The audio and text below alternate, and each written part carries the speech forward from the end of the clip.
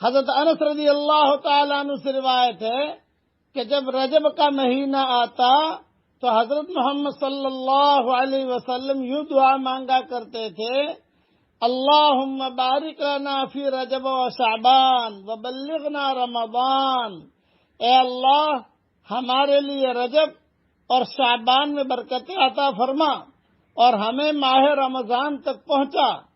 اس حدیث سے معلوم ہوا کہ ماہ شعبان کی اپنی برکتیں ہیں۔ حضرت محمد صلی اللہ علیہ وسلم نے ارشاد فرمایا ماہ شعبان کی فضیلت، شعبان کے مہینے کے بارے میں، کہ اس کے چاند اور اس کی تاریخوں کے حساب کا بھی بہت اہتمام فرماؤ، اور حضور صلی اللہ علیہ وسلم بھی خود اہتمام فرماتے تھے۔ حضرت ابو ہریرہ رضی اللہ تعالیٰ عنہ سے روایت ہے کہ اللہ کے رسول صلی اللہ علیہ وسلم نے فرمایا، شعبان کے چاند تاریخوں کو خوب اچھی طرح محفوظ رکھو تاکہ رمضان کی آمد کا حساب لگانا آسان ہو سکے۔ جامع ترمذی میں یہ حدیث ہے، حدیث نمبر 687، یعنی رمضان کے صحیح حساب کے لیے شعبان کا چاند اور اس کے تاریخوں کو خصوصیت سے یاد رکھا جائے۔ جب شعبان کی آخری تاریخ ہو تو رمضان کا چاند دیکھنے میں پوری کوشش کرنی چاہیے۔ شعبان 8واں اسلامی مہینہ ہے جو رمضان المقدس سے پہلے آتا ہے۔ اس مہینے کو اللہ تعالیٰ نے بہت فضیلت عطا فرمائی ہے، جس کی عظیم وجہ تو یہ معلوم ہوتی ہے کہ اس مہینے میں، شعبان میں، ماہ رمضان کے روزوں، تراویح اور دیگر عبادات کی تیاری کا موقع ملتا ہے۔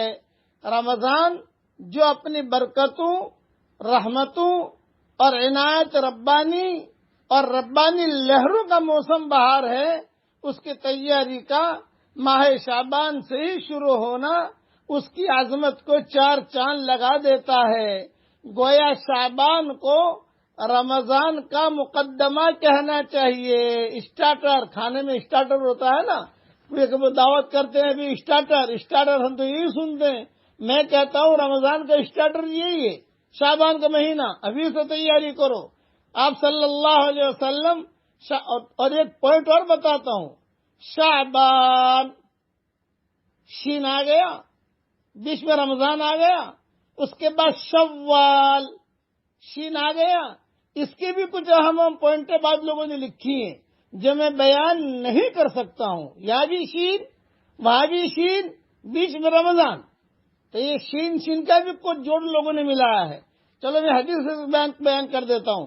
آپ صلی اللہ علیہ وسلم شعبان میں کثرت سے روزے رکھا کرتے تھے، بلکہ رمضان کے بعد ماہ شعبان میں روزوں کا زیادہ اہتمام فرماتے تھے۔ صحیح بخاری شریف میں یہ حدیث موجود ہے۔ حضرت عائشہ رضی اللہ تعالی عنہ فرماتی ہیں کہ آپ صلی اللہ علیہ وسلم جب روزے رکھنا شروع فرماتے تو ہم سمجھتے کہ آپ صلی اللہ علیہ وسلم اب روزہ رکھنا ختم نہ کریں گے، اور جب کبھی آپ صلی اللہ علیہ وسلم روزہ نہ رکھنے پہ آتے تو ہم یہ سمجھتے کہ آپ صلی اللہ علیہ وسلم اب روزہ کبھی نہ رکھیں گے۔